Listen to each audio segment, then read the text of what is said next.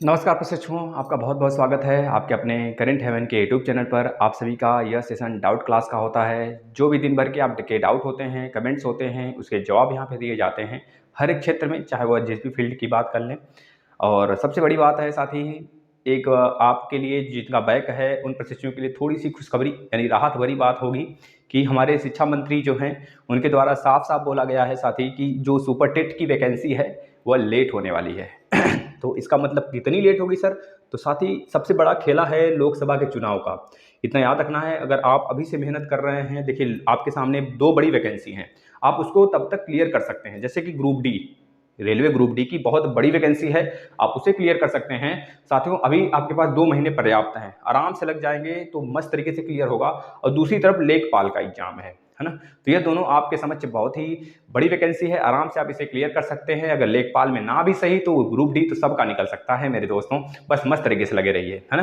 क्योंकि 3 साल बाद एग्जाम हो रहा है, तो ऐसे में वह अभ्यर्थी, बहुत सारे अभ्यर्थी जो छोड़ भी चुके होंगे, है ना। तो चलिए हम पहले बात कर लेते हैं बहुत सारे विषयों पर। जो भी प्रशिक्षु परेशान हो रहे हैं, परेशान ना हो, सबका कमेंट लिया जाएगा, हमारे पास कमेंट है और सभी लोग लास्ट तक बने रहेंगे। आज जीके में जो रहेगा भैया, जीके का न्योता रहेगा आप लोग के लिए नोबेल पुरस्कार। भारतीय जितने कितने ऐसे भारतीय हैं, नोबेल पुरस्कार किनको किनको मिला है, कब कब मिला है, कितने फील्ड में मिला है, किस किस फील्ड में मिला है, हमारे महात्मा गांधी जी को किस फील्ड में, मतलब कितनी बार नामित किया गया, बाद में उसे नहीं दिया गया उन्हें। इसके बाद कौन ऐसे पर्सन है, 4 ऐसे पर्सन हैं जिनको 2 बार नोबेल पुरस्कार दिया गया है ना, तो हम बताने वाले हैं। और सबसे पहले नोबेल पुरस्कार किसको मिला था, है ना। और नोबेल पुरस्कार की शुरुआत कब हुई थी? 1967 में। आपको पता होगा डायनामाइट का खोज करने वाले थे, हम सारी बात करते हैं, जो आपके अल्फ्रेड नोबेल थे, है ना, याद रखेंगे। इसको हम लिख देते हैं यहाँ पे 1967 अल्फ्रेड नोबेल। चलिए किस किस बातों पे बात करने वाले हैं। सबसे बड़ी बात है साथी शिक्षक भर्ती, एस्टेट पर, शिक्षक भर्ती पर हमारे शिक्षा मंत्री क्या बोले, शिक्षा मंत्री द्वारा क्या बोला गया है, शिक्षा मंत्री द्वारा क्या बोला गया है। दूसरी तरफ बात करेंगे आपके जो डीएलएड के एग्जाम होने वाले हैं उसके लिए भैया, डीएलएड के एग्जाम के लिए, डीएलएड के एग्जाम के लिए साथी आपके मैथ के सारे सेमेस्टर के महामैराथन लग चुके हैं। अब हम केवल और केवल कल लाने वाले हैं साइंस का महामैराथन, एक राजन सीरीज का, और एक एसएसटी का, है ना, एसएसटी का महामैराथन लाने वाले हैं साथी आपके 3rd सेमेस्टर का, ठीक है ना, यह चीज़। और डीएलएड एग्जाम के लिए जो बच्चे कह रहे हैं सर एडमिट कार्ड कब से मिलेगा, तो एडमिट कार्ड के लिए भी हम आपको बता देते हैं, इसमें कोई बड़ी बात नहीं है। एडमिट कार्ड अगर आप लोग अपने कॉलेज ग्रुप से जुड़े हैं तो आपके एडमिट कार्ड आपके सामने या फिर आपको एक तरह से सूचित कर दिया जाएगा, ठीक है ना। हाँ भाई, एक बात और कहना चाहते हैं, अगर आपको प्यार भरा है इस प्लेटफॉर्म से, आपको बहुत प्यार है, बहुत लगाव है, आप चाहते हैं सर इससे जुड़कर हम सीटेट भी, आगामी यूपी टेट भी, और 12 तारीख 11 तारीख के बाद रीट के भी कुछ टॉपिक हम स्टार्ट कर देंगे, तो आप देखें। तो ऐसे में आप लोग सब्सक्राइब कर लेंगे। आपसे रिक्वेस्ट है कि भाई सेशन शेयर करिए। हमने 2 वीडियो ऐसे बना रखे हैं साथी जिसमें आपको यह बताया गया है कि डीएलएड एग्जाम कैसे, डीएलएड एग्जाम में कापियां कैसे लिखेंगे। क्योंकि बहुत सारे ऐसे प्रशिक्षु होते हैं जिनको कुछ भी नहीं आता है, बहुत ही नॉर्मल स्टूडेंट बन के रहते हैं हमारे जीवन, मतलब अपने जीवन में, और बहुत अच्छा नंबर गेन करते हैं रिटेन एग्जाम में, क्योंकि उनके पास लिखने की कला होती है।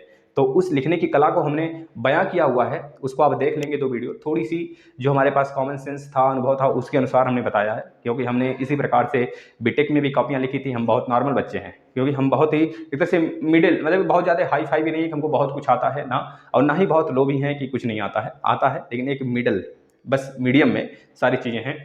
तो इस वजह से हम नॉर्मल बच्चे की तरह ही ज़िंदगी जीते हैं भाई, और नॉर्मल बच्चे ही हैं, नॉर्मल स्टूडेंट ही हैं। तो ऐसे में हम आपको एक तरह से बहुत ही अपना अनुभव, जो बहुत बेहतरीन अनुभव है, उसको हमने शेयर किया है आपको 2 वीडियो में। इसमें बताया गया है आपको कापियाँ कैसे लिखी जाती हैं, है ना। इसी प्रकार से हमने बीएड में भी कापियाँ लिखे थे जिससे कि अच्छे मार्क्स आए, और इसी प्रकार हमने बीटेक में भी कापियाँ लिखी जिससे कि अच्छे नंबर आए। आने वाले एमएससी में भी हम ऐसे ही अच्छे कापियाँ लिखेंगे जिससे उसमें भी अच्छे नंबर आएंगे। तो आपसे रिक्वेस्ट है कि आप उस चीज़ को फॉलो करेंगे, बहुत अच्छा नंबर गेन होगा आपको। दूसरी तरफ हम बात करेंगे साथी कि आपका जो प्रत्यावेदन वाले प्रशिक्षु हैं, जिनका प्रत्यावेदन वाले प्रशिक्षु हैं जिनका पोर्टल नहीं खुला है, जिनका पोर्टल नहीं खुला है, नहीं खुला, क्योंकि आज लास्ट, आज 22 तारीख है, तो आज लास्ट डेट था। अगर आज नहीं खुला है तो क्या इनके साथ अन्याय होगा, और कब इनका एग्जाम होगा। क्योंकि एक मित्र ने आज फ़ोन की, आज एक तरह से मैसेज आया था उनका कि सर मेरा जो है कि ग्रुप में, कि सर मेरा बहुत सारे अभ्यर्थियों को खुल चुका है। 2017 बैच वाले भी प्रशिक्षु को बता देते हैं, उनका भी बहुत सारे अभ्यर्थियों को खुला है। आप में से ही आप देख रहे थे, कल बहुत सारे प्रशिक्षु कमेंट कर रहे थे कि सर मेरा खुल गया है। तो 2017 वाले बच्चों का भी खुला है, जैसे मेरठ डाइट के पास, मेरठ डाइट की बात करें, और प्लस इधर मैनपुरी की तरफ की बात करें, तो यहाँ पे बच्चों का खुला है ना, तो आपको अभी खुलेगा और आप लोग अपना प्रयास करते रहें, अपने कॉलेज से संपर्क करते रहें, ठीक है ना। और आपके एडमिट कार्ड भी वही देंगे, पैसे भी वही लेंगे, ठीक है। तो ऐसे में आप लोग एग्जामिनेशन फॉर्म भर दिए होंगे अभी तक, और जिन भी प्रशिक्षु का नहीं खुला है उनके लिए क्या करना है भाई, साफ साफ वह अगले बार की तैयारी करेंगे, मतलब अगले बार का एक तरह से मतलब कि रेडी रहेंगे।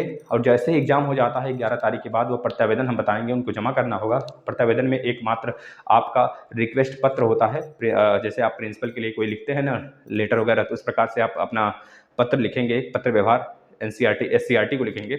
और अपना एक आधार कार्ड की कापी, वैसे लगता नहीं है, आपको आधार कार्ड की कापी ले जानी है, एक फ़ोटो ले जाना है अपना, और अपना अपने वहाँ पे खुद जाना होगा आपको, क्योंकि वहाँ हो सकता है सिग्नेचर वगैरह कराएं। अगर ना भी जाएँ तो किसी भी के साथ भी आप सेंड कर सकते हैं, एक तरह से मेडिकल सर्टिफिकेट लगाकर। वैसे उसकी आवश्यकता नहीं होती है, लेकिन अगर वहाँ पे मांग लिया तो हमको रिस्क नहीं लेना है, दिखा देना है कि हाँ सर हमने इनके लिए लेकर आए। तो ऐसे में बहुत सारे अभ्यर्थी जिनका पोर्टल मतलब कि एक तरह से वहाँ पे खुल रहा है, उनकी ही बात की मतलब उनकी ही एक तरह से जो प्रत्यावेदन था, उनकी ही प्रत्यावेदन को एक तरह से मेंशन किया गया था वहाँ पर, इस वजह से एससीईआरटी द्वारा उसी को नामांकन दिया जा रहा है।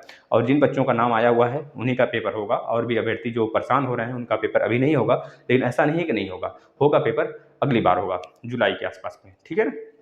और जो प्रशिक्षु ऐसे हैं जिनका किसी अदर सेमेस्टर में भी बैक है, और प्लस किसी एक सेमेस्टर में भी, थर्ड सेमेस्टर में तो 3 बार बैक है, और किसी और सेमेस्टर में बैक है, तो ऐसे प्रशिक्षु को मात्र एक रास्ता मिलेगा। क्योंकि आज बहुत सारे अभ्यर्थी गए थे एससीईआरटी, तो उन्होंने मतलब कि ग्रुप में भी कमेंट वगैरह किए थे कि सर एससीईआरटी हम गए थे, तो एससीईआरटी में जो सारी चीज़ें हैं वहाँ पर सुनवाई नहीं हो पा रही है ना। तो आपको एक ही रास्ता मात्र है साथी, आप लोग एक तरह से आज 22 है, कल भी पहुंचना चाहते हैं तो कल भी पहुंचिए, 23 को भी, 24 को भी पहुंचिए।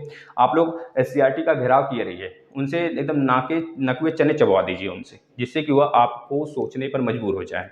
क्योंकि आपका सेमेस्टर बैक तो है नहीं, क्योंकि इस बार सेमेस्टर बैक का एग्जाम नहीं हो रहा है। जो डबल सेमेस्टर बैक है उनका डीएलएड रद्द हो गया भाई, उनका डीएलएड नहीं हो सकता। तो ऐसे में वह प्रशिक्षु जो कि इस प्रकार हैं, जिनका 2 सेमेस्टर में बैक है और एक सेमेस्टर में 3 बार से ज़्यादा उन्होंने पेपर दे लिया, मतलब 3 बार पेपर दे लिया है, चौथी बार के लिए प्रत्यावेदन दिया था, और किसी अदर सेमेस्टर में भी बैक है लेकिन उस पर चांस है, तो सबसे पहले आप रिक्वेस्ट करेंगे वहाँ पर जाके कि जिसमें चांस है उसको दिलवाइए मुझे। अगर आपके रूल रेगुलेशन से हम फॉलो नहीं कर रहे हैं तो हमें पहले उसका पेपर दिलवाइए, फिर उसके बाद जो हमारा प्रत्यावेदन वाला है उसको बाद में हम देंगे, लेकिन पहले आप उसका हमारा एडमिट कार्ड निकालिए, जो कि हमारे पास अभी चांस है जिसका, है ना। तो ऐसे में आप लोग अपने कॉलेज से भी संपर्क करिए, और कॉलेज से आप पैसे दिए, फीस दिए, उनसे बताइए कि हमारे लिए कुछ सोचिए भाई, या नहीं कि पैसे ले लिए और बोल दिए कि भैया जाओ तुम्हारा कहानी खत्म। यही है कि मुर्गा बन गया, मुर्गा का पैसा दे दिए, खाने के बाद मुर्गा पचा ही नहीं, तो क्या ही फायदा फिर। तो भैया पचाना भी तो जरूरी है। देखिए भाई, प्रत्यावेदन वालों के लिए ये सारी सूचना थी जो हमने बताया। और दूसरी तरफ एक और बात कर लेते हैं साथी, यूपी टेट का जो अगला एग्जाम है 2022 का, उसका एक तरह से मतलब डेट जारी हो गया है।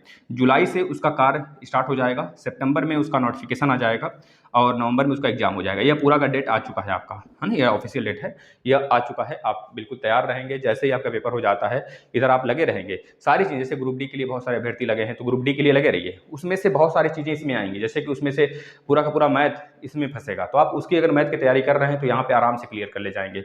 मात्र आपको एक चीज़ एक्स्ट्रा पढ़ना पड़ेगा, तो आप मात्र 10-20 दिन भी पहले अगर स्टार्ट करेंगे तब भी पढ़ लेंगे साथी, उसमें कोई बात नहीं है। एक तरह से प्रैक्टिस सेट लगाइएगा डेली, और 20 दिन में तैयारी करेंगे। लेकिन आपको तैयारी तो करनी ही पड़ेगी, या तो यूपी टेट निकालना ही निकालना है। अगर आप ग्रुप डी की तैयारी करते हैं तो आराम से यूपी टेट निकलेगा, कोई दो राय है ही नहीं। अगर आप डीएलएड के सारे क्लास देखें शिद्दत के साथ, तो हम अपनी बात करें जो हमने पढ़ाया है, तो आपका कोई नहीं रोक सकता यूपी टेट में 120 प्लस आने से। लेकिन आप शिद्दत के साथ देखे होंगे तो, और यूपी टेट के हमने सारे क्लास भी कंप्लीट करा दिए हैं बहुत पहले का ही, तो उसको भी आप देख सकते हैं बाद में।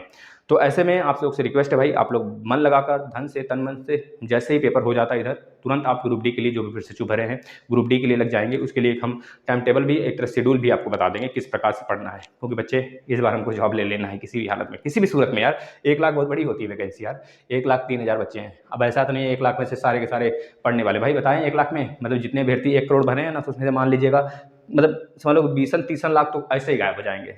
और प्लस ऐसे भी बहुत सारे प्रशिक्षु होंगे जिनका रजिस्ट्रेशन फॉर्म ही खो गया होगा, है ना, बहुत सारे। मतलब इस तरह से देखेंगे तो काफ़ी ज़्यादा, लगभग 20% तो ऐसे ही छोड़ देंगे, और जो 20% होंगे वह तो मतलब समझ रहे हैं आएंगे बस पेपर देने, चलते हैं, देख ही लेते हैं क्या ही दिक्कत है। तो ऐसे प्रोसीजर छठ ही जाएंगे ना, तो इसमें घबराने की बात नहीं है। कंपटीशन मात्र 2 लाख में होगा, 2 से 3 लाख में होगा।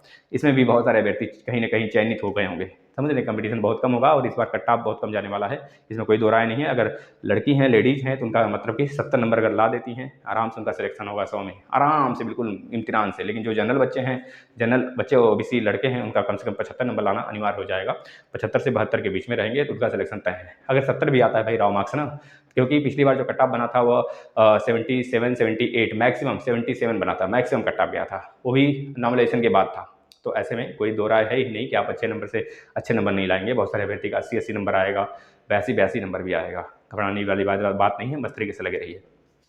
तो भाई यह चीज़ रहा, आपके यूपी टेट के बारे में हमने बता दिया। और दूसरी तरफ अगर बात कर ले साथी, आपके जैसे कि बीए जो नई शिक्षा नीति आई है, जैसे कि बीए, बीएससी, बीकॉम, इसमें जैसे कि कुछ प्रशिक्षु होते थे बीए कर रहे हैं, तब तक पता चला कि भाई 1 साल किए, और BA, BSc, BCom, BA, BTech अगर 1 साल किए, तब तक पता चला भाई हमारा पढ़ने के मन नहीं है, भाई तबीयत खराब हो गया, तो उनका 1 साल नुकसान हो जाता था। और उनको फिर से अगर बीएससी करना है तो फिर से शुरू करना पड़ता था उनको। लेकिन इस बार शिक्षा नीति जो आपकी 2020 वाली है, इसमें साफ साफ मेंशन है साथी, अगर आप 1 साल छोड़ देते हैं, मतलब आपका तबीयत खराब हो जाता है, किसी कारणवश आप छोड़ देते हैं BA, BCom, BSc, BEd, BTech, इस तरह छोड़ देते हैं इसको, तो आपका वो 1 साल नुकसान नहीं होगा। आप अगर तबीयत सही हो जाता है, फिर से आप आते हैं, तो आपको सेकंड सेमेस्टर मतलब सेकंड ईयर से पढ़ाया जाएगा। इस तरह से बहुत अच्छी चीज़ है, सारी चीज़ें, ये बातें आप याद रखेंगे और अपने घर वालों को भी बताते रहेंगे, मतलब छोटी छोटी जानकारियाँ होती हैं जो आपको देते हैं। और रही बात है जो यूपी टेट में विवादित क्वेश्चन है, इसको लेकर भी बहुत बड़ा विवाद खड़ा हो चुका है साथी, है ना। इस पर माननीय कोर्ट का नाम है, देखिए सबसे पहली बात है साथी, जो यूपी टेट में जो आपको जो कॉमन नंबर देने की बात हुई थी, इनसे 6 क्वेश्चन ऐसे हैं जो कि विवादित हो चुके हैं।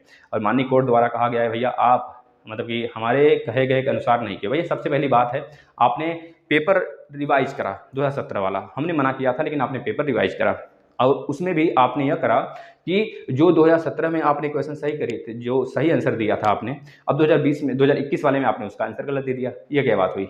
मतलब कि यह तो वह भूजा भूजा भूजा भूजा खाने वाली बात हो गई, है ना। बिना मन का भूजा खाओ, है ना, समझ रहे हो। जब बैठे रहो, जब कुछ ना करो तो केवल भूजा खाओ, गुड़ खाओ, भूजा गुड़ खाओ, तो इस तरह की बातें हो जाती है ना। तो मतलब कि आपको मतलब जब कुछ नहीं समझ में आता है तो आपने क्या किया, पिछला वाला पेपर ही रिवाइज करा दिया। आपको आपके डिपार्टमेंट तो कर्मचारी हैं ही नहीं, क्यों?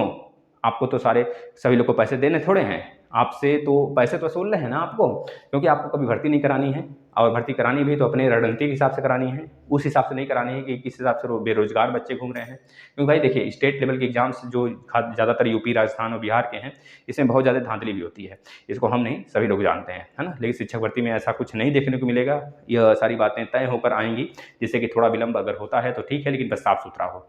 और ज़्यादातर उम्मीद है कि आपकी जो सुपर टेट के एग्जाम है साथी, वह 2023 तक ही होंगे, क्योंकि यह पूरा का पूरा आशय है, क्योंकि हमारे शिक्षा मंत्री द्वारा साफ साफ बोला गया इस बात को कि भाई जो भी आपके एग्जाम हैं, ये अभी तक हमारे पास कोई भी इतना ठोस सबूत नहीं है। प्राथमिक कोई पद या फिर कोई कार्यवाही नहीं हुई है, अभी कोई कार्रवाई अभी नहीं हुई है। ज़्यादातर उम्मीद है कार्रवाई होने का एक तरह से अगले साल, नेक्स्ट ईयर की बात की है वह। और ऐसा भी नहीं है कि भर्ती नहीं आएगी, यह बात भी उन्होंने बोला है, भर्ती आएगी लेकिन अपने समय के अनुसार आएगी, इस बात को उन्होंने बोला। तो इतना याद रखेंगे, जो बच्चे मस्त तरीके से पढ़ रहे हैं पढ़ते रहें, और यह टेंशन ना करें कि सर भर्ती आ गई तो क्या होगा। नहीं भाई, आप अभी इस पर फोकस कर लीजिए और यूपी टेट सीटेट पर फोकस कर लीजिए, जिससे कि तभी तो आप इसमें बैठ पाएंगे। अन्यथा कंडीशन जब इस पर ही विचार करते रहेंगे तो आगामी पेपर आपका गलत होगा ना। तो बस मोटिवेट रहिए, हम साथ ही देखिए, कुछ पाने के लिए कुछ खोना नहीं है हमें, बस इतना कर लेना है, जो हमारे पास है हमारे पास ही बना रहे, उसको बनाए रखने के लिए हम उस हिसाब से कार्य करें, झुक कर रहें, विनम्र से रहें। और दूसरी तरफ अगर बात करें कि कुछ करना पड़ता है ना, किसी चीज़ को पाने के लिए कुछ करना पड़ता है ना, कि कुछ खोना पड़ता है, वो तो पुरानी बातें हैं, कहावत है, कुछ खोना पड़ेगा। भाई कुछ खोना क्यों पड़ेगा?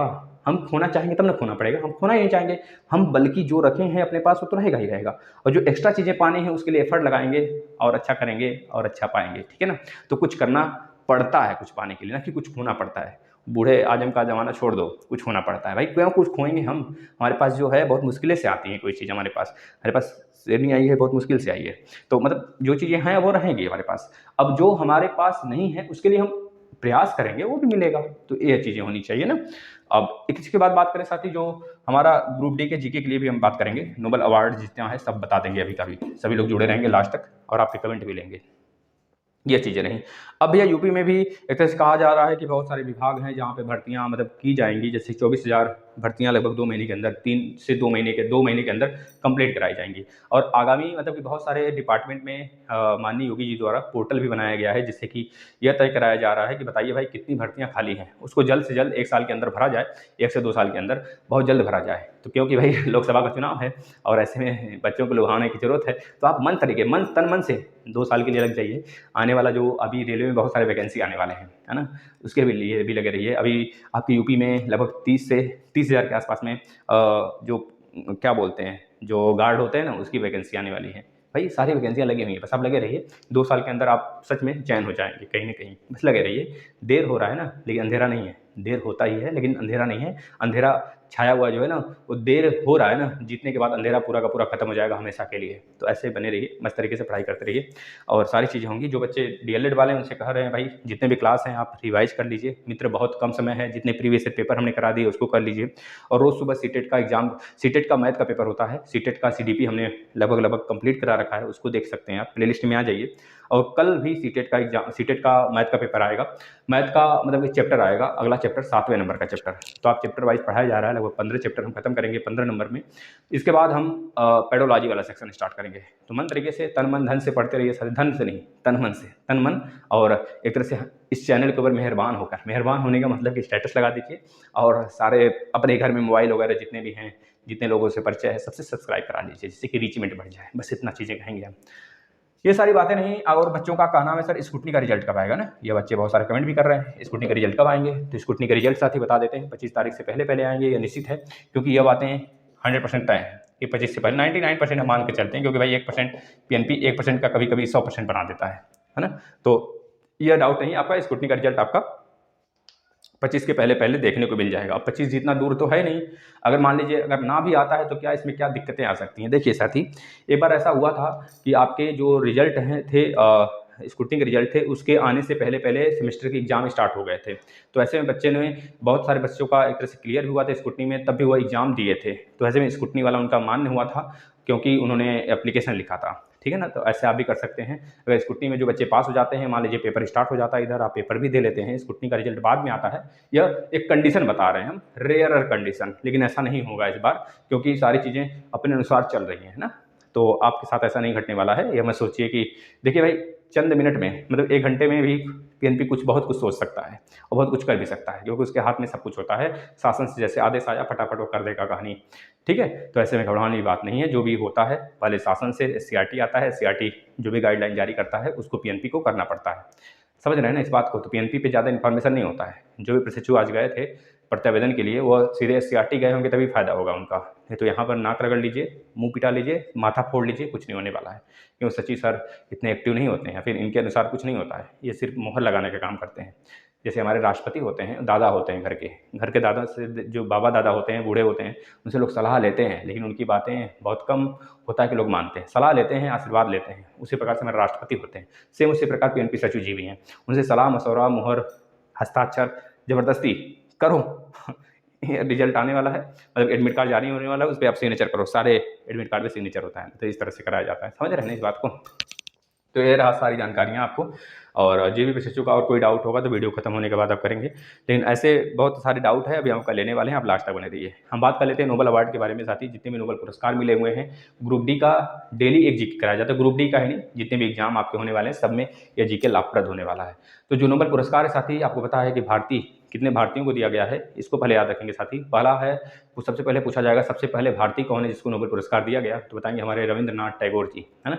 देवेंद्रनाथ टैगोर जी के बच्चे हैं, है ना। और इनके द्वारिका नाथ टैगोर जी जो हमारे राजा राम मोहन राय जी के साथ थे, वह इनके दादा थे, रविंद्रनाथ टैगोर, है ना। ये बंगाल के हैं साथी। और रविंद्रनाथ ठाकुर के नाम से भी इन्हें जाना जाता है। रविंद्रनाथ टैगोर जो कि गीतांजलि के लिए इन्हें 1913 में पुरस्कार मिला था साथी, नोबेल पुरस्कार, याद रखेंगे। अच्छा, एक बात और है, नोबेल पुरस्कार कब से स्टार्ट हुआ था तो बता देंगे भैया, 1967 से। 1967 में डायनामाइट बनाने वाले जो अल्फ्रेड नोबेल थे, इन्हीं की याद में स्टार्ट किया गया था। मतलब ये खुद अपनी, मतलब कि इसको भुलाने के लिए गलती कर दिए थे, एक तरह से डायनामाइट इन्होंने बना दिया था। और उसकी गलती को सुधारने के लिए इन्होंने नोबेल अवार्ड, अपने वसीयत पर नोबेल अवार्ड की शुरुआत करने की बात 1901 से कर दिया। जब इनका डेथ हुआ उस दिन से इन्होंने स्वीडन से कहा भैया आप हमारे लिए पूरे वर्ल्ड में नोबेल अवार्ड जारी करेंगे, जो भी अच्छा काम करेगा 6 फील्ड में उसको नोबेल अवार्ड दिया जाएगा ना। इस प्रकार से इन्होंने बताया। रविन्द्रनाथ टैगोर जी पहले भारतीय हैं जो गीतांजलि के लिए 1913 में इनको अवार्ड दिया गया था, नोबेल अवार्ड। इसके बाद सीवी रमन, जो आपको पता है दोस्तों भौतिकी विद हैं, जिन भौतिक फील्ड में इनको दिया गया था, 1930 में रमन प्रभाव के लिए दिया गया था। इसके बाद हरगोविंद खुराना को 1968 में दिया गया था, साथ ही नोबेल अवार्ड चिकित्सा के फील्ड में दिया गया था। यह कृत्रिम जीन के लिए एक संश्लेषण किए थे। इसके बाद मदर टेरेसा, साथ ही आपको पता है, इससे हर एक बच्चे वाकिफ होंगे कि 1979 यानी कि 1979 में इनको एक तरह से नोबेल अवार्ड दिया गया था शांति के लिए, क्योंकि समाज सेविक थी। इसके एक ही वर्ष बाद भी 1980 में इनको भारत रत्न पुरस्कार से भी नवाजा जाता है। इसके बाद आ जाते हैं सुब्रमण्यम चंद्रशेखर। सुब्रमण्यम चंद्रशेखर को 1983 में दोस्तों भौतिक के फील्ड में अवार्ड दिया जाता है। तो पूछा जा सकता है दूसरे भारतीय जिनको भौतिक के फील्ड में दिया गया है, तो सुब्रमण्यम चंद्रशेखर थे। इसके बाद अमृत सेन जी थे, साथ ही 1998 में इनको एक नोबेल अवार्ड दिया जाता है, अर्थशास्त्री थे। याद रखिए वीएस नायपाल। इसके बाद वीएस नायपाल आते हैं, इनको 2001 में दिया जाता है साहित्य के फील्ड में साथी। इसके बाद आ जाते हैं वेंकट रमण एक तरह से रामकृष्ण करके हैं, इनको 2009 में दिया जाता है नोबेल अवार्ड साथी, यह रसायन के फील्ड में इनको दिया जाता है। इसके बाद कैलाश सत्यार्थी, जो कि 2014 में दोस्तों इनको सबसे लास्ट भारतीय हैं, मतलब सबसे अंतिम अभी तक के जो सबसे अंतिम भारतीय हैं, जो कि शांति के अवार्ड में लेटेस्ट 2014 में इनको मिला था, भारतीय हैं जो कि शांति के फील्ड में नोबेल अवार्ड दिया था। इसी तरह बात करें साथ ही गांधी जी के लिए भी बहुत बार नामित किया गया, 1937 में, 1938 में, 1939 में, इसके बाद 1947, 1948 में 5 बार नामित किया गया, लेकिन किसी बार दिया नहीं गया। इसी प्रकार अगर देखा जाए कितने ऐसे पूरे वर्ल्ड में कितने ऐसे लोग हैं जिनको 2 बार नोबेल अवार्ड दिया गया है, 2 फील्ड में या फिर किसी एक फील्ड में भी 2 बार दिया गया है। सबसे पहले मैडम क्यूरी आती हैं। पूरे देखा जाए जब नोबेल अवार्ड शुरू हुआ तो उसमें सबसे पहले मैडम क्यूरी को ही नोबेल पुरस्कार दिया जाता है भौतिक के फील्ड में 1903 में, और दूसरा 1911 में रसायन के फील्ड में दिया जाता है। इसके बाद लिनस पॉलिंग है, इनको भी 2 बार नोबेल अवार्ड मिला है, दो फील्ड में, मतलब एक ही फील्ड में 2 बार मिला है। इसके बाद जॉन बार्डिन है, इनको भी नोबेल अवार्ड 2 बार मिला है। इसके बाद फ्रेडरिक सेंगर है, चारों नाम याद कर लेंगे, madam Curie, Linus Pauling, John Bardeen, इसके बाद फ्रेडरिक सेंगर, इन चारों लोगों को 2 बार नोबेल अवार्ड मिला है। भाई जिन भी प्रशिक्षकों को जीके पढ़ना है भैया हम बता देते हैं, लूसेंट सबसे बेस्ट है, साथ ही लूसेंट चार्ट जाइए, पीसीएस प्री तक की सारी चीज़ें आप क्लियर करेंगे। जिनके पास भी लूसेंट नहीं है आज ही लूसेंट ले लीजिए, आज ही ले लीजिए साथी। आगामी बहुत बड़ी वैकेंसी है ग्रुप डी, उसको क्लियर कर लीजिए साथी। बहुत ही लाइफ का बहुत बेस्ट चांस आपको मिला हुआ है, तो मन से तन से लग जाइए, कम से कम नहीं तो पूरा लूसेंट 2 महीने में चार्ट डालिए साथी। 4 अगर 10 पेज भी रोज पढ़ते हैं ना, बहुत ही अच्छा कर ले जाएंगे। कहीं से एक मैथ का फॉलो कर लीजिए, कोई यूट्यूब चैनल, मैथ और रीजनिंग का प्रैक्टिस सेट लगाइए, कोई करंट अफेयर का डेली का फॉलो कर लीजिए, previous year current affair deck डालिए, ये सारी चीज़ें करते रहिए, बहुत ही नॉर्मल तरीके से निकलेगा। अगर दिन भर में 5 घंटे पढ़ते हैं ना ग्रुप डी को फोकस करा के, तो कोई नहीं माइकल लाल है कि रोक देगा आपका एग्जाम, निकलेगा। ठीक है ना। चलिए साथियों, अगर बात कर लेते हैं आपके कमेंट के, तो सारे प्रशिक्षु लास्ट तक जुड़े रहेंगे, हम आपके कमेंट लेंगे, इससे बहुत सारे अभ्यर्थी सीखेंगे भी, है ना। सबसे पहला है मनीष कुमार जी का कहना है, सर 2019 बैच का सेमेस्टर बैक हो गया है, उन लोगों का क्या होगा। भैया 2019 बैच के सेमेस्टर बैक हुआ है तो उन लोग का लिए अभी कोई नोटिस नहीं जारी हुआ है। कहा गया है कि आपके एग्जाम इस एग्जाम के बाद होंगे जुलाई में, ठीक है। प्रमोद सिंह जी का कहना है, अच्छा ये बात कर रहे हैं किसी से 1250 लिए हैं फॉर्म का, कॉलेज वाले 1250 रुपये ले लिए हैं फॉर्म का, एग्जामिनेशन फॉर्म का 1250 रुपये ले लिए भाई, गजब लूट रहे हैं सभी यार। शिवम मिश्रा जी का कहना है, अच्छा ठीक है भाई। श्वेता सिंह जी, सर मैं 2018 बैच से हूँ, 3 बार बैक लगी है, मैंने पिछली बार पेपर दिया था उसमें भी बैक। भैया देखिए 3 बार बैक वालों का पोर्टल खुल रहा है तो अच्छी बात है, नहीं खुल रहा है तो नर्वस नहीं होना है, मस्त तरीके से पढ़ाई करते रहिए, आगामी चांस मिलेगा, क्योंकि एससीईआरटी से साफ साफ ये बातें बोली गई हैं, है ना। प्रीति गिरी जी का कहना है, सर 2017 वालों का पोर्टल नहीं खुल रहा है, बहुत सारे अभ्यर्थियों को खुला भी है, बहुतों का नहीं खुला है, ठीक है ना भाई। अंजलि यादव जी, थैंक यू बहन जी। मुनीस मौसम, थैंक यू बेटा। ऋचा कुमारी जी का कहना है, सर एससीईआरटी जाकर क्या करना है प्लीज़ बताइए कि 2 सेमेस्टर बैक वालों को स्टूडेंट हुए। देखिए भाई एससीईआरटी जाकर आपको यही कहना है कि सर अगर हमारे साथ ऐसा कुछ नहीं है कि सेमेस्टर बैक नहीं है, या फिर कहीं नोटिस नहीं लिखा गया है कहीं एससीईआरटी या फिर आपके कहीं गाइडलाइंस के अनुसार अगर देखा जाए बहुत सारे आपके अनुसार, तो इसमें कहीं नहीं लिखा है कि जिनका 2 बार किसी एक सेमेस्टर में 3 बार से ज़्यादा बैक है प्लस किसी अदर सेमेस्टर में भी 1 बैक है तो उनका डीएलएड रद्द होगा, ऐसी कोई बात नहीं लिखी गई है। अगर कॉलेज वाले बेवकूफ़ बना रहे हैं तो बनाते रहेंगे, इन्हीं प्रशिक्षुओं को बेवकूफ़ बनाते थे जिनका पोर्टल खुल रहा है, साफ साफ बोलते थे यार, आपके समझ हैं सारे प्रशिक्षु। बहुत सारे ऐसे प्रशिक्षु हैं जिनका पोर्टल खुल गया, जो पोर्टल खुला है अपने कॉलेज में बात किए थे कुछ महीने पहले, उनसे साफ साफ बोला जा रहा था आपका डीएलएड रद्द, आज पोर्टल खुला है, उनसे जवाब मांगो। भैया जब आपको कुछ पता नहीं है तो क्यों नसीहत देते हो, तो बाद में जब बातें आ जाती हैं अपने ऊपर तो आप लगते हो मुकरने कि हमने ऐसा नहीं बोला था। खैर वो बात की बात है, लेकिन आप ये बात अगर बोले हैं कि नहीं खुलेगा पोर्टल तो उस पर अड़ग रहिए। आपने बोला था, नहीं पता था, नहीं पता है भाई, ना जानते हुए किसी चीज़ को अगर आप समझा रहे हैं किसी को, तो सबसे बड़ा मूर्ख तो आप हैं ना, इस बात को मानिए ना आप। तो ऐसे प्रशिक्षु जिनका 2 बार किसी 2 सेमेस्टर में बैक है, एक में 3 बार और चौथी बार के लिए उन्होंने प्रत्यावेदन दिया है, और किसी अदर सेमेस्टर में भी बैक है, तो ऐसे प्रशिक्षु अगर SCRT जाते हैं 24 से पहले तो वहाँ पर जाकर साफ साफ ये बोलेंगे कि सर अगर हमारा इस बार पोर्टल नहीं खुला तो हमारा सेशन पहली बात लेट होगा। आप बताइए, जो हमारा मान लीजिए हमारा आपने कहा है कि भैया किसी एक सेमेस्टर में 3 बार बैक होगा, उन्हीं प्रशिक्षु का पोर्टल खुलेगा। तो ऐसे में जो हमारा एक अदर चांस है, अभी चांस बचा हुआ है जिस सेमेस्टर में बैक है, उस सेमेस्टर का एग्जाम कम से कम ले लीजिए, हमारा इसी बार ले लीजिए। ये बात आप जाके बोलेंगे वहाँ पर। और इस बार अगर हमारा एग्जाम ले लेते हैं तो नेक्स्ट टाइम जब आप हम प्रत्यावेदन जमा करेंगे तो उसके बाद हमारा करा लीजिएगा। ये बात आप बोलिए वहाँ पर जाके, तब जाके सारी चीज़ें होंगी। और कॉलेज के पीछे भागते रहेंगे ना तो कॉलेज वाले घुमाते रहेंगे, पैसा ले लेंगे। बहुत मतलब क्या ही बताया जाए इन लोग को, छोड़ो। निजी संस्थान ज़्यादा करते हैं साथी, है ना। अनिकेत साहू जी कहाँ से DLED कर, अच्छा भाई बात कर लीजिए, ये जरूरी बात करना। मोना कुमारी जी का कहना है सर मेरा तो सिर्फ सेकंड सेमेस्टर में मैथ में बैक लगा है, तो फिर मेरा पोर्टल क्यों नहीं कर भाई। तो आपका नहीं खुल रहा है तो अपने कॉलेज समझिए, आज लास्ट डेट था, वैसे खुल जाना चाहिए था आज। जिनका नहीं खुला है नर्वस नहीं होंगे, उनका नेक्स्ट टाइम वो प्रयास करेंगे। 4th सेमेस्टर मैथ का महामैराथन कब आएगा होगा? 25 को लगा देंगे, ठीक है, 25 तारीख को 4th सेमेस्टर की। जैसे कि यह प्रशिक्षु सेकंड सेमेस्टर वाले पेपर देने जाएंगे, हम उसी दिन 26 को इन लोग का पेपर है, तो उसके एक दिन पहले हम 4th सेमेस्टर के महामैराथन क्लास लगाएंगे भाई, ठीक है ना। ये लोग अपना पेपर देंगे, डिस्टर्ब नहीं होंगे, तब तक इन लोग का थोड़ा डाउट वगैरह है तो ले रहे हैं, जैसे कि ये बच्चे हमारे क्लियर हो सकें, ठीक है भाई। सेनी भाई हमारी ताकत है, हमारा जुनून है ना, हमारी साहस है, हम खड़े हैं सामने तो उसी की बदौलत। अंजलि वर्मा जी का कहना है यूपी टेट के नोटिफिकेशन कब तक आएगा? भाई बताया गया डिटेल में, आप देख सकते हैं। विशाल कुमार शुक्ला जी का कहना है सर क्या यूपी टेट और सीटेट का नोटिफिकेशन स्टेट के पहले देखने को मिल सकता है? 98% चांस है कि पूरा देखने को मिलेगा। सीटेट तो देखने को मिलेगा ही मिलेगा, और पूरा चांस है जिस प्रकार से आज शिक्षा मंत्री जी बोले हैं उस हिसाब से देखा जाए तो 100% नहीं 101% चांस है कि आपके एग्जाम मतलब यूपी टेट सीटेट पहले हो जाएगा। प्रभा दीपक जी का कहना है very very nice sir, thank you so much sir. भैया देखिए लव यू किसी को, ठीक है, खैर बोलते रहिए, वो सब एक तरह से भाई का प्यार है ना, और कुछ नहीं, बस भाई का। आरवी फैशन पॉइंट का कहना है सर आपकी दुआ से प्रत्यावेदन का पोर्टल खुल गया है, थैंक यू। देखिए भाई यह है ना, खुला कि नहीं, मतलब आपके सामने कमेंट आया इनका, देख लो आप।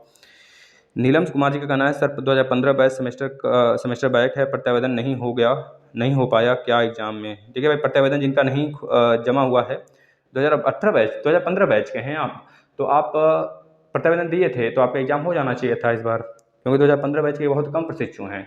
आपको जाना चाहिए था SCRT 2 से 3 बार, वहाँ पर पता करना चाहिए था, उनसे बोलना चाहिए था कि सर हम 2015 बैच के हैं, हमारा कम से कम, उनको दबाव बनाते तो आपका खुल जाता। लेकिन अगर अभी नहीं खुला है तो अगली बार आप ध्यान देंगे, नेक्स्ट टाइम आप दबाव बनाते रहेंगे। एक बार प्रत्यावेदन जमा करके आप शांत होकर बैठने जाया करें।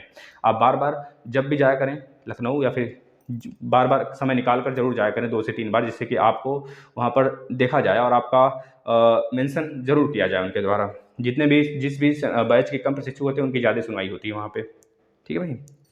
ऋचा कुमारी जी, आंचल चौधरी नंबर नहीं दिया तुमने, भाई नंबर इसमें नहीं शो होगा, जिससे भी आप नंबर मांगे रहे हैं इसमें अगर वो नंबर भी देते हैं आपको तो इसमें उनका नंबर नहीं शो होगा, क्योंकि यूट्यूब की तरफ से यह हाइड कर दिया जाता है। यूट्यूब की तरफ से पर्सनल चीज़ें बस उन्हीं की इसमें शेयर किया जा सकता है जो जिसका प्लेटफॉर्म है। जैसे कि अगर करेंट हेवन का प्लेटफॉर्म यह है तो करेंट हेवन के जो मालिक हैं सिर्फ उन्हीं के नंबर, जो वह नंबर देंगे उनका नंबर शो होगा, जो वह लिंक देंगे उनका लिंक शो होगा, बस। और कोई प्रशिक्षु अगर अपना नंबर देना चाहता है तो वह नंबर नहीं शो होगा, अपने आप हाइड हो जाएगा, ठीक ना। अगर 10 नंबर ज्यों आ जाए, जैसे आपका नंबर 10 नंबर का होता है मोबाइल नंबर का, आप अगर 9 नंबर तक डालेंगे तो शो होगा, लेकिन जैसे ही 10 नंबर डाल दिए तो यूट्यूब तुरंत समझ जाएगा कि किसी का मोबाइल का नंबर है। इस वजह से यूट्यूब इस सब जो होता है ना, क्या बोलते हैं उसको, सिस्टम हैकिंग वगैरह बहुत ज़्यादा होता है यूट्यूब पे, जिसका बहुत बड़ा हो जाता है प्लेटफॉर्म। तो अगर वो सिक्योरिटी वगैरह नहीं लगाए होते हैं तो एक तरह से बड़ा होता रहता है, किसी का 10-15 हज़ार 20 हज़ार ऐसे सब्सक्राइबर होते हैं, तो हैकर बहुत सारे घूमते हैं कि किसी तरह हैक कर लो, है ना। लेकिन उसके लिए बहुत सारे सिस्टम हैं, और जिसके लिए यूट्यूब हम लोग को सुरक्षा देता है ना। इस वजह से आप ना ही नंबर अपना डाल सकते हैं इसमें, ना ही लिंक कोई डाल सकते हैं। अगर डालते भी हैं तो शो नहीं होगा, उसका कोई मतलब नहीं रहेगा, निरर्थक होगा। अगर बहुत ज़्यादा अटेम्प्ट आपने किया, बहुत ज़्यादा प्रयास कर लिया, तो आपको यूट्यूब खुद ब्लॉक कर देगा, यूट्यूब की तरफ से ब्लॉक करेगा आपकी आईडी, ठीक है ना। मैक्सिमम टाइम अगर आपने कोशिश की तो। ये बात एक प्रशिक्षु ने, ऐसे ही एक प्रशिक्षु किसी लड़की के पीछे पड़ गया था वो, है ना, इसी में, और डेली नंबर देता था, उसका नंबर ही नहीं शो हो रहा था, लड़की बोल रही थी नंबर ही नहीं आ रहा है भैया, मतलब कुछ भी हो। खैर जो भी चीज़ें हैं मैंने आपको बता दिया सही से। ज्योति कुमारी जी का कहना है, सर मेरा एक सब्जेक्ट में बैक था मैथ में, तो सिर्फ उसी का ही एग्ज़ाम देना होगा? बिल्कुल उसी का सिर्फ एग्ज़ाम देना होगा और अदर का नहीं। कीर्ति शिखा यादव जी का कहना है, सर जुलाई वाला सीटेट होगा या नहीं, कंफर्म कीजिए। भाई जुलाई वाला सीटेट होने का पूरा चांस है, क्योंकि 15 मई तक इन्होंने आश्वासन दिया है, आपके नोटिफिकेशन जारी हो सकते हैं। ऋचा कुमारी जी का कहना है, सर जिनका सेकंड सेमेस्टर में बैक है या 2 सब्जेक्ट में बैक है, उनका SCRT जाकर, हाँ SCRT अब जाएंगे दोबारा के लिए, उनसे बोलेंगे पहले जिसमें हमारा मौका है पहले उसका एग्ज़ाम करा लें आप, उसके बाद अपना उसका एग्ज़ाम आप लेंगे, कंडक्ट कराएंगे। नीलू पाल जी का कहना है, सर जी मैथ के लिए बताइए, हमें बिल्कुल नहीं आती। देखिए भाई नीलू पाल जी, आपको मैथ के लिए भैया हमने सारे क्लास लगा रखे हैं, जितने क्लास लगा दिए हैं अगर आप देख लिए, प्रीवियस ईयर पेपर करा दिए हैं भाई, बहुत मेहनत किया गया आपके पीछे, सारे सेमेस्टर के एग्जाम के पीछे। मैथ के लिए तो खास करके बहुत मेहनत किया गया, क्योंकि बच्चे बहुत सारे मैथ में बैक लगा लेते हैं, बहुत ज़्यादा पछतावा होता है उनको, लेकिन आपको अच्छे प्लेटफॉर्म नहीं मिलते, इस वजह से बैक लग जाता है। लेकिन अब बैक लगने का कोई नामो निशान नहीं भाई। 15 नंबर प्लस तो नॉर्मल बच्चे का आएगा, जो बिल्कुल नहीं जानता, जीरो है बिल्कुल, लेकिन जो थोड़ा वो जानते हैं उनका 20 से नीचे तो आ ही नहीं सकता, ये लिखित हमारे तरफ से है। बस आप महामैराथन जितने करा दिए गए सब देख जाओ, जो भी 4th सेमेस्टर के बच्चे हैं, पिछले साल मतलब पिछली बार का महामैराथन सारा का सारा देख लें। ट्रिग्नोमेट्री पर एक जबरदस्त वीडियो है, ज्यामिति पे एक जबरदस्त वीडियो है, मेंसुरेशन पे एक जबरदस्त वीडियो है, पूरे प्रीवियस ईयर पेपर है हर साल का, फिर क्या ही लोगे। अनिकेत साहू जी का कहना है, क्या दिक्कत है? ऋचा कुमारी जी, पूनम और आज ही SCRT जाना होगा तभी हमारी सुनेगा। भैया हाँ SCRT तो जाना ही पड़ेगा, आप लोग पहुँचिए और सारे पैसेंजर साथ में पहुँचिए। कैंडी जी का कहना है, क्लास बंक करने का रिजल्ट यही है ना, बताइए भैया। क्लास क्यों बंक करोगे, क्लास व्लास नहीं बंक करिए, मत करके पढ़ाई करिए। ऋचा कुमारी जी, पूनम ये कहाँ पड़ता है, हम लोग को SCRT जाकर PNP अपनी मांग रहे। भाई SCRT लखनऊ में पड़ता है, लखनऊ अगर आप 4 बाग पे उतरेंगे ना, तो वहाँ से SCRT के लिए किसी भी ऑटो से बोलेंगे वो आपको SCRT छोड़ देगा, बहुत ज़्यादा दूर नहीं, वहाँ से आराम से एक ही बार में ऑटो से आप पहुँच सकते हैं, ठीक है ना, लखनऊ से 4 बाग। और 4 बाग से आपको हम बता देते हैं, चलिए हम बता देंगे, अगर ज़्यादा प्रॉब्लम होगा तो आप लोग कमेंट करिएगा, हम आपको एक तरह से पूरा का पूरा SCRT का रूट बता देंगे ना, कैसे जाना है आपको। 4 बाग पे उतरेंगे, 4 बाग से आपको आरे पायलॉन करके एक जगह पड़ता है, उसी मार्ग से गुजरेगा, है ना, नहीं तो भाई आपके पास गूगल मैप है, उसको सर्च करिएगा, ऑटो में बैठिएगा, वो खुद जाएगा तो बताएगा SCRT का, है ना।